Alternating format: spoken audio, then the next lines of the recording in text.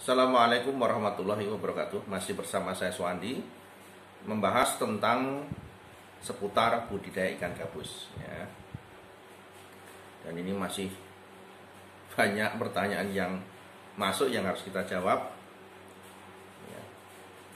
Tapi saya akan berusaha untuk menjawabnya dengan harapan nanti teman-teman yang punya permasalahan seputar budidaya ikan gabus bisa teratasi, ada solusi sehingga nanti pada saat budidaya hasilnya bisa maksimal ya, bisa panen, baik konsumsinya bisa panen, benihnya juga bisa panen, sehingga banyak orang yang berhasil, banyak orang yang sukses, banyak orang yang bisa mendapatkan penghasilan dari budidaya ikan gabus, bukan hanya sekedar cerita ya. Langsung saja kita menjawab pertanyaan dari teman-teman yang masuk chat ke WA saya. Perkenalkan, saya Muhammad Thohir dari Kudus, Pak.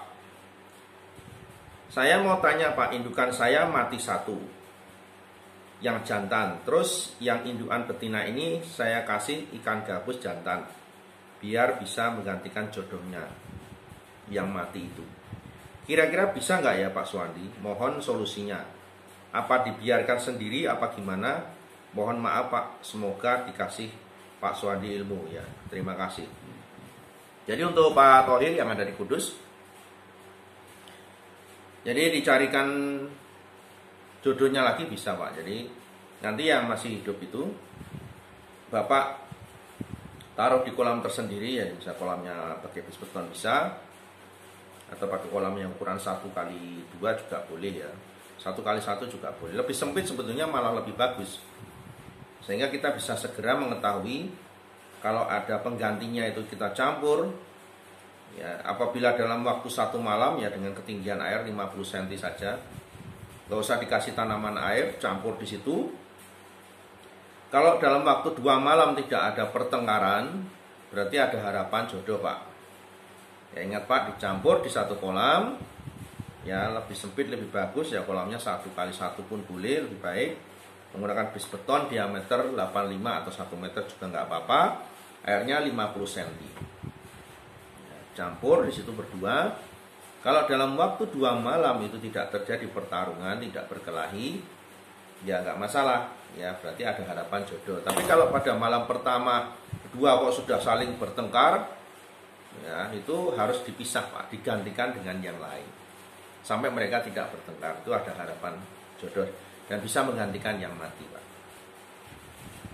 Oke, pertanyaan berikutnya dari Bapak Suratijo ya, Suratijo yang ada di Kebumen, Jawa Tengah.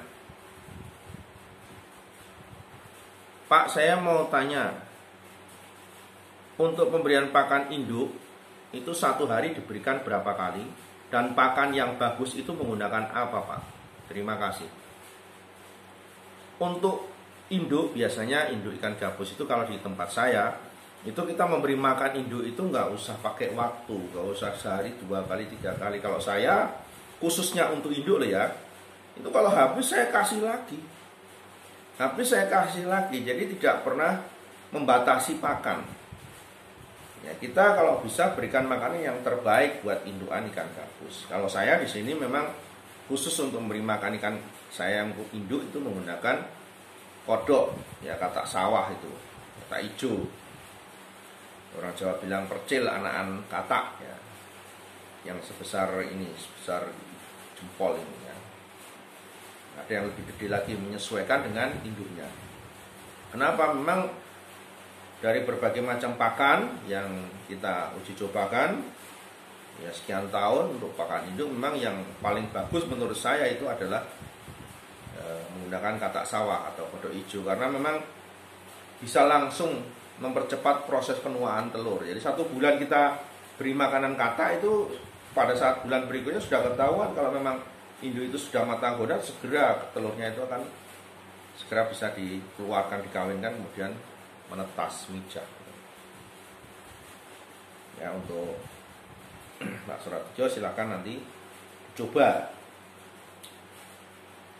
Berikutnya pertanyaan dari Bapak Ar-Rahmat yang ada di Pati, Jawa Tengah. Mohon bimbingannya Pak, untuk kolam pembesaran ikan gabus minim ukuran berapa ya Pak? Saya punya ukuran terpal, ukuran 2x3. Bisakah untuk pembesaran dan berapa maksimal harus tebar bibit kolam di ukuran segitu? Mohon dibimbing ya Pak. Jadi untuk Pak Rohmat yang ada di Pati, Jawa Tengah, untuk kolam Bapak ukuran 2x3 bisa ditebar 1000 sampai 1200 dengan pada tebar 1 meter 200 ekor. Ya. Kemudian dengan ketinggian air 50 cm atau lebih dari 50 cm juga nggak apa-apa. Jadi sudah saya jawab, 2x3 bisa isi 1200 ekor maksimal ya. Berikutnya pertanyaan dari Bapak Heri yang ada di Sokorini, Muntilan.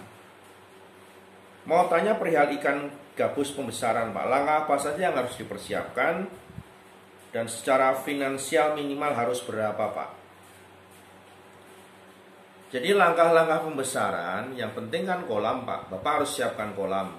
Kolam pembesaran itu ya tidak terlalu besar ya, lebih baik ya paling tidak kalau untuk skala kolam beton atau kolam terpal ya dengan pada tebar ya 2000 sampai 3000 ekor dulu ya, kalau memang mau mencoba ya 10 meter persegi lah, misalnya 2x5 itu bisa ditebar 2000 gitu kan untuk awalnya mau mencoba ya. Itu langkah-langkah, kemudian persiapan kolam, kemudian airnya menggunakan air dari sumur yang bagus. Kemudian perawatan rutin, pemberian pakan setiap hari, 1 hari bisa 4 sampai 5 kali. Itu yang harus dipersiapkan untuk proses pembesaran. Baik, pertanyaan berikutnya dari Fajar yang ada di Bantul. Menarik sekali Pak penjelasan Anda tentang ikan gabus, saya menjadi tertarik untuk mencobanya. Ada beberapa pertanyaan yang saya ingin tanyakan. Yang pertama, saya punya bekas tandon air ukuran diameter 1 meter dan tingginya 80 cm. Apakah layak dijadikan kolam ikan gabus? Berapa pada tebarnya? Saat ini sedang musim hujan. Apakah perlu perlakuan khusus pada air kolam saat bercampur air hujan?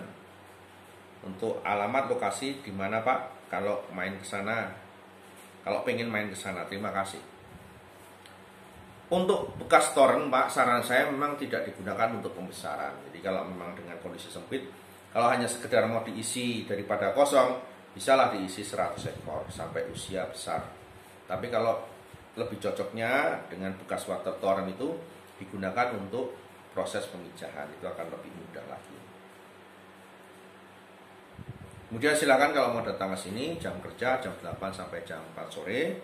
Hari Jumat libur, hari Minggu tetap buka ya. Oke, tetap ikuti terus ya channel ini. Bersama saya Suhandi, kita tetap masih akan melanjutkan tanya jawab seputar budidaya ikan gabus. Sukses teman-teman semua dan tetap semangat budidaya ikan gabus karena memang semua permasalahan itu akan ada solusinya. Assalamualaikum warahmatullahi wabarakatuh.